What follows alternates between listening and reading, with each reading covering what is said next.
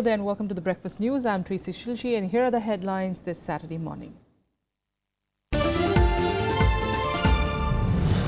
All 500 rupee notes invalid for rail, metro, bus tickets from today. Supreme Court questions the centre over measures taken post demonetisation. Centre tells Parliament decision on printing plastic currency has been taken.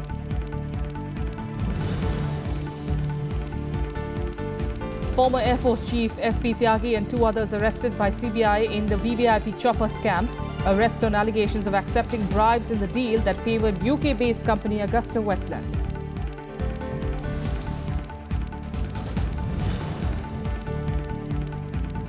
India and Vietnam signed the Civil Nuclear Cooperation Agreement. Prime Minister Modi says the deal will further strengthen comprehensive strategic partnership. Vietnam is the 14th country with which India has signed this deal.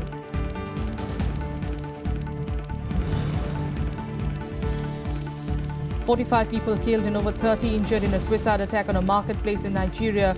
2 schoolgirl suicide bombers are behind the attack and authorities believe are from Boko Haram.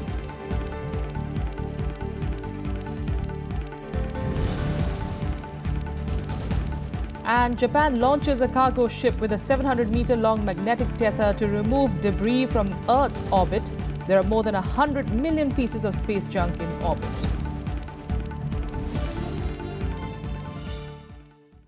Now, all 500 rupee notes will become invalid from today onwards. It will not be accepted at railways and government-run bus ticket counters and for purchasing suburban and metro rail services anymore.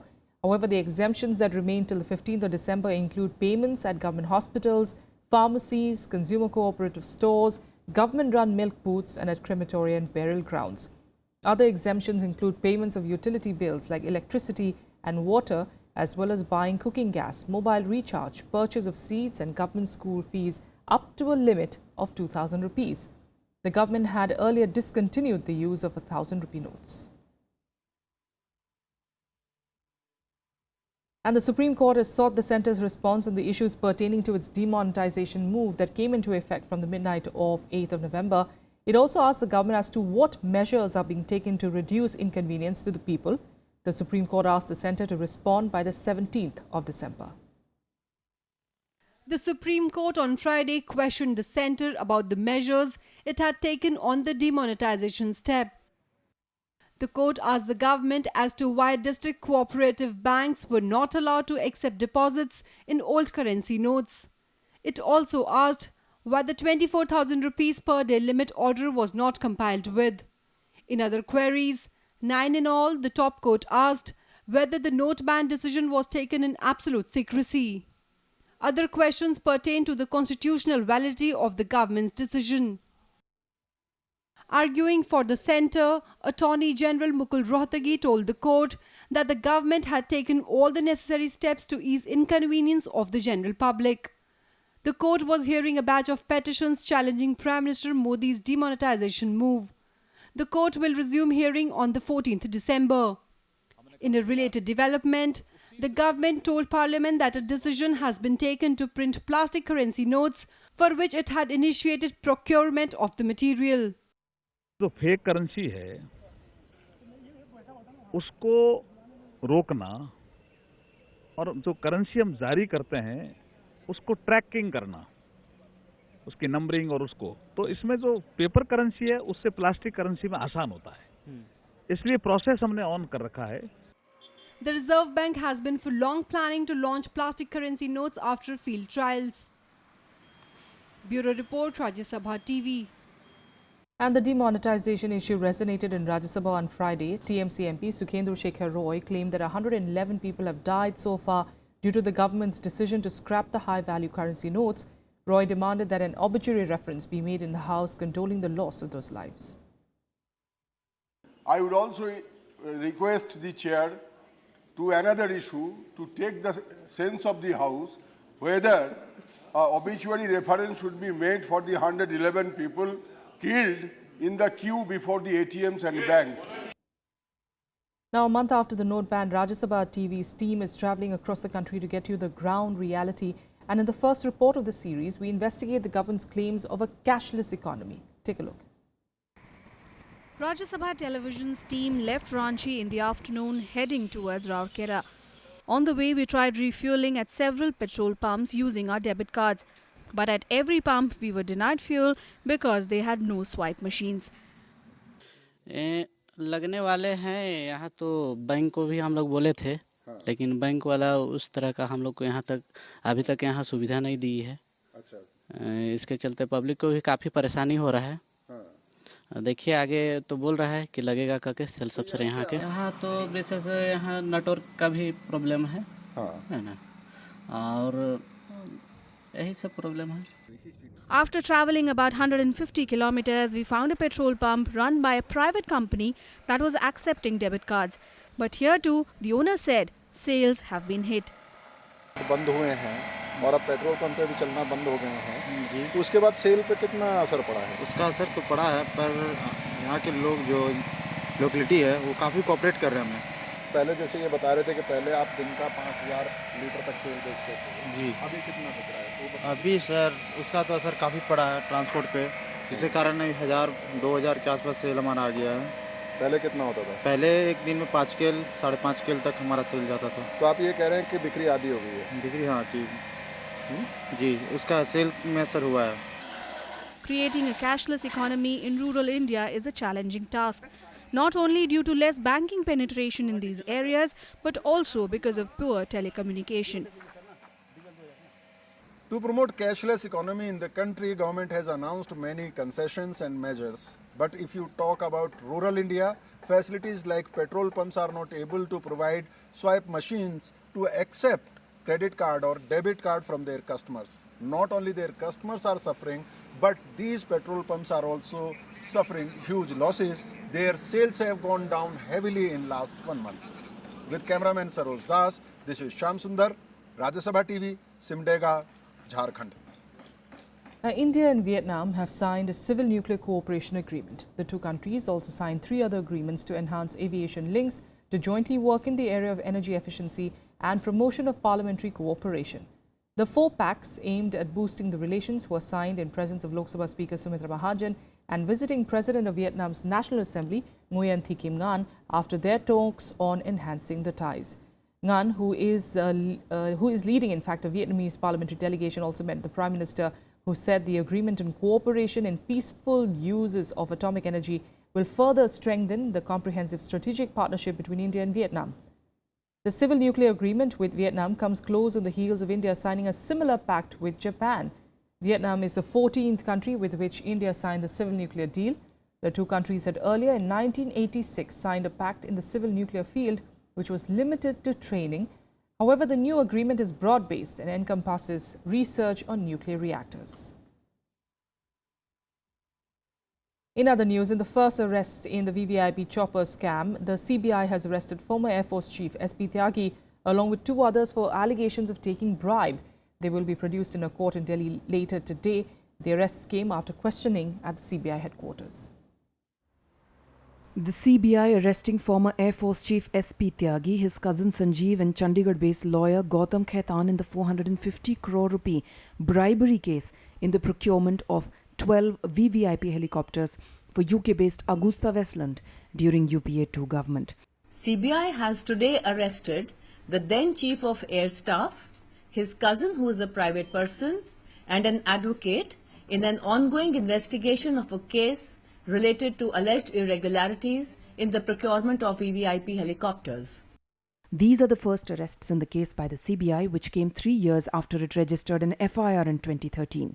The case was to probe the allegations in the aftermath of the details of the scam emerging in Italy, where the prosecutors levelled allegations of corruption in the deal against the chief of Finmeccanica, the parent company of AgustaWestland.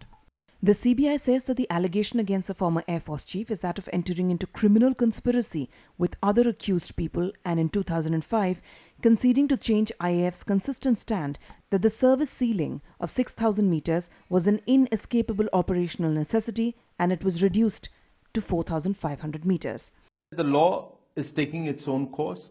The law, which was being somewhere held by political masters, is being allowed to function the way it should function. It's the same CBI which was called a cage parrot during the Congress regime by the Supreme Court. Now the parrot is out of the cage, and therefore we are seeing investigation moving in the right direction. We are seeing the arrests happening. Convictions will start. So far, SP Tyagi has strongly denied taking any bribes to influence the deal. He has said that the change of specifications was a collective decision in which senior officers of the Indian Air Force, SPG and other departments were involved. The CBI had claimed that lawyer Gautam Khaitan accepted having taken money from European middlemen Guido Hashke and Carlo Garosa, but insisted it was not kickbacks to influence the deal. In January 2014, India scrapped the contract with Finmechanica's British subsidiary Augusta Westland for supplying the VVIP choppers to the Indian Air Force over alleged breach of contractual obligations and charges of payment of kickbacks. The CBI had sent judicial requests to 8 countries, including Italy, the UK, British Virgin Islands, Tunisia, Switzerland, Singapore, the UAE, and Mauritius to get details of money trails of the kickbacks which landed on Indian shores. On April 7, an Italian court had convicted 2 top executives of defense major Finmechanica for paying kickbacks in the deal. Bureau Report, Rajya Sabha TV. And here's a look at what else will be making news in the day ahead. Defence Minister Manohar Parrikar will leave on a 3-day visit to Mauritius, during which he will commission a fast patrol vessel for its Coast Guard and hand over 2 upgraded Cheetah helicopters to Mauritius Police. Parrikar will also meet Prime Minister of Mauritius, Anirudh Jagannath, who holds the defence portfolio. Prime Minister Modi will address a farmer rally at Disa town in Banaskant district of North Gujarat and will also inaugurate a milk cooperative dairy plant and other public projects. After the inauguration, Prime Minister will visit the state BJP headquarters at Koba and Gandhinagar, where he will interact with the local party leaders. Moscow will hold a meeting today of OPEC and non-OPEC countries to discuss the oil production cut. Earlier this month, OPEC agreed to cut oil output to 32.5 million barrels per day for the first time in 8 years. OPEC countries will reduce the average daily oil production by 1.164 million barrels. Non-OPEC countries are expected to cut oil production by 600,000 barrels daily from 2017, with in fact 300,000 barrels per day from Russia.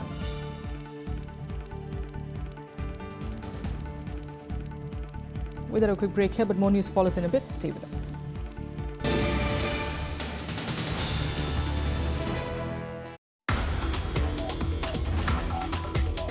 ISRO's great strength is system management. For that, Professor Dhawan made me a scientific secretary ISRO. In fact, for our Vision 2020, one I think Indian Express or something I described one line saying that we look ahead, but you have to look how you go. We have not liberated education. Liberated as we did for industry. Watch Eureka with Dr. Y.S. Rajan, Honorary Distinguished Professor ISRO, only on Rajya Sabha TV.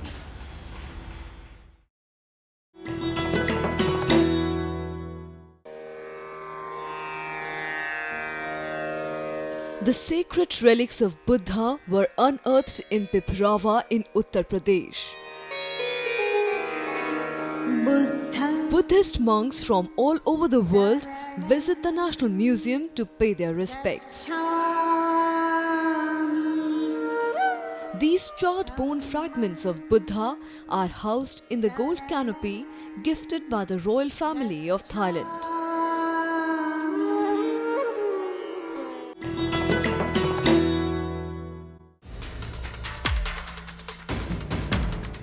We are gathered here today at Jawaharlal Nehru University to do a mid-term review of Prime Minister Modi's foreign policy. Mr. Modi has not brought in a new foreign policy. You've got to give him good marks for completing, because a lot of things in the previous government were stuck because of the internal dissensions within the ruling coalition. I doubt as to whether this government at all has a foreign policy in the first place. America will never be 100% on our side. There always will be negatives in our relationship. The thing is whether the positives should be more than the negatives or the reverse. I think under Modi, the positives are more than the negatives.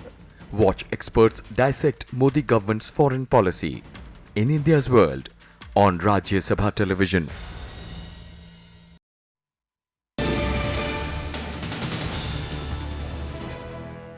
Welcome back. Let's get to international news now. And over 40 people were killed on Friday after two suicide bombers blew themselves up at a busy marketplace in Nigeria's Madagali town.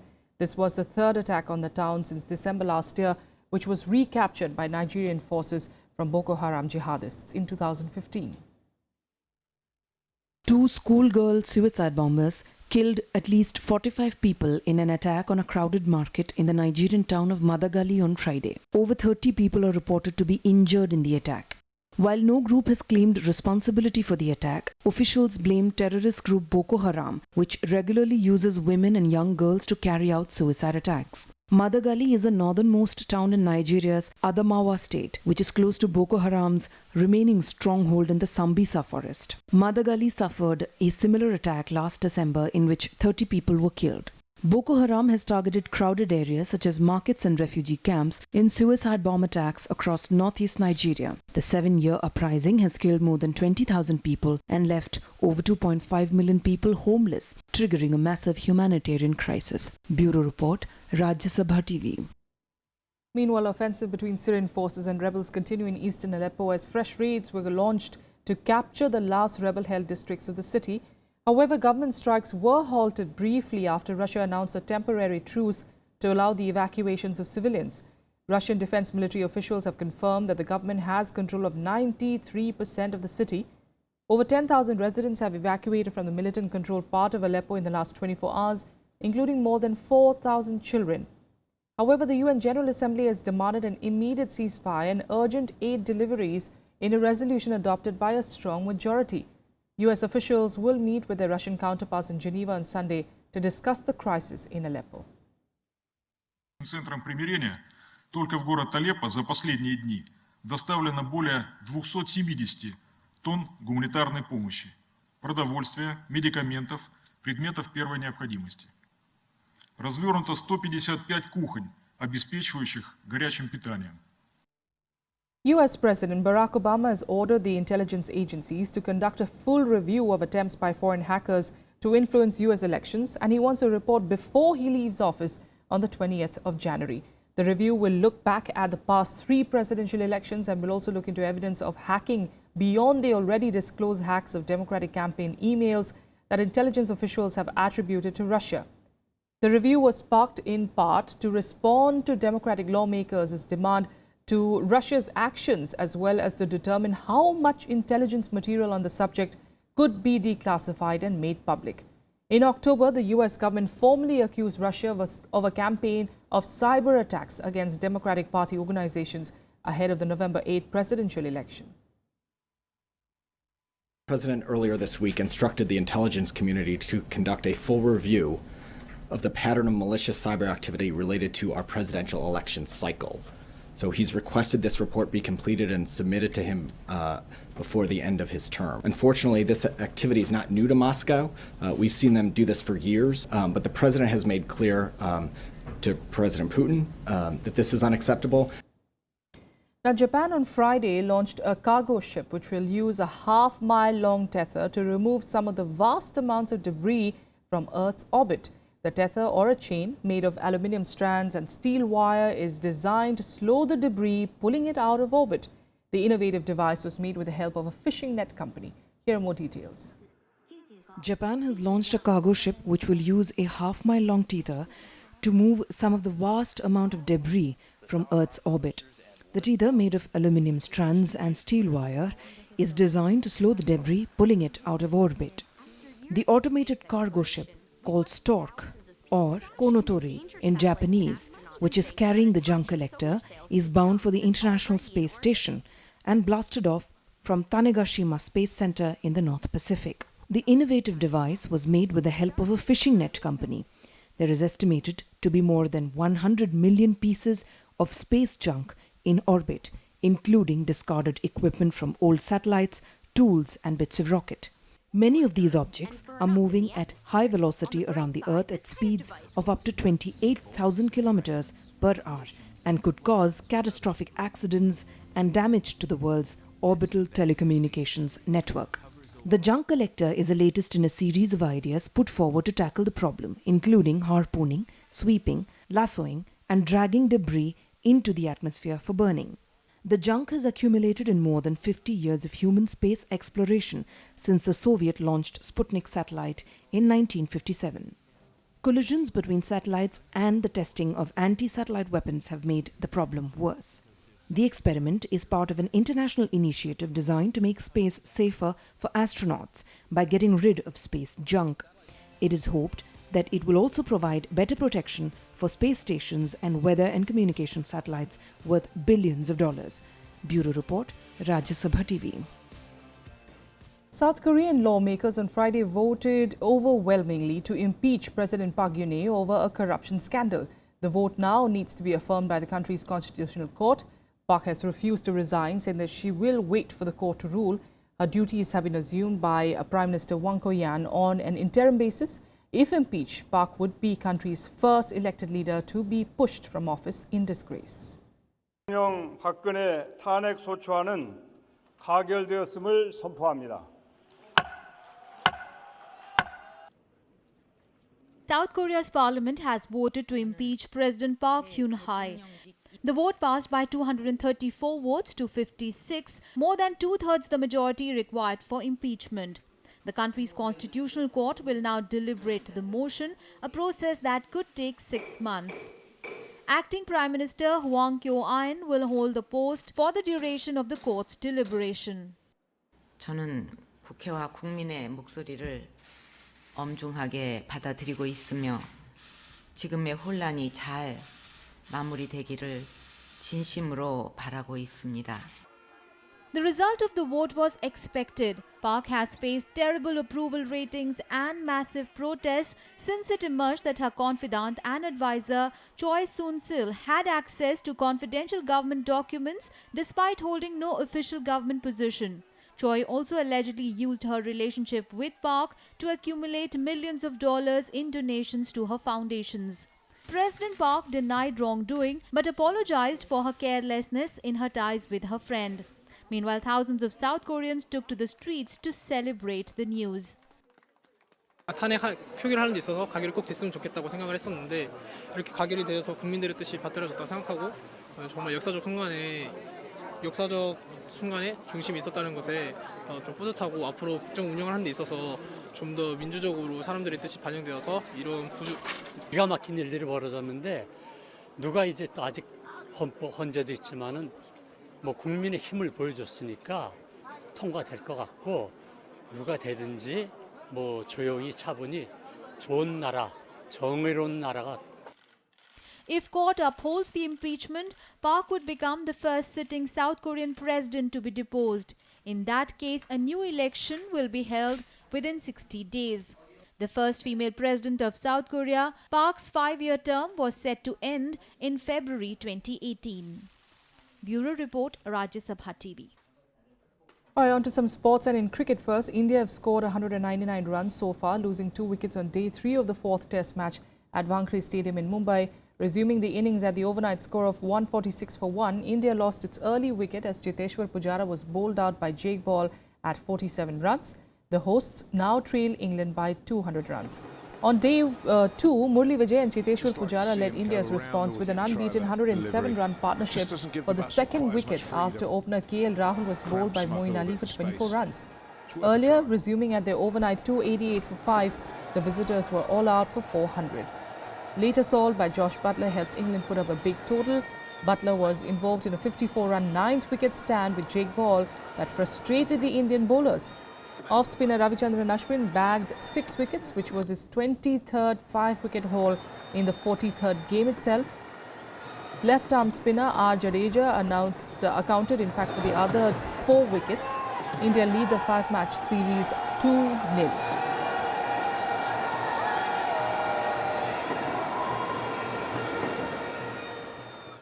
And here's a look at what else is making news in the world of sports in SportsBeat. Supreme Court on Friday adjourned the hearing on the issue of BCCI's stand on the Lodha panel recommendations to the 14th of December. The hearing was adjourned in view of the many pending cases before the court. In its last hearing on the 21st of October this year, the Supreme Court had asked the Lodha committee to appoint an independent auditor to scrutinize the grants of contracts by the BCCI.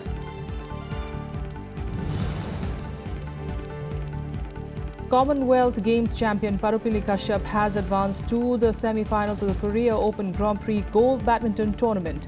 On Friday, Kashyap overcame the host nation's Jeon Hyuk-jin in a 3-game thriller. Kashyap defeated 6-seeded Jin 18-21, 21-8, 21-16 in a nearly 1-hour contest. Kashyap will now face Korea's top-seeded Son Man-ho in the semi-finals. Henrik Mkhitaryan scored his first Manchester United goal on Friday to set up a 2-0 win over Zorya Luhansk as Jose Mourinho's side reached the last 32 of the Europa League. Zlatan Ibrahimovic scored the second goal as the Premier League club went to the second place behind Fenerbahce, who won 1-0. That's all we have for you on the Breakfast News. Have a great day.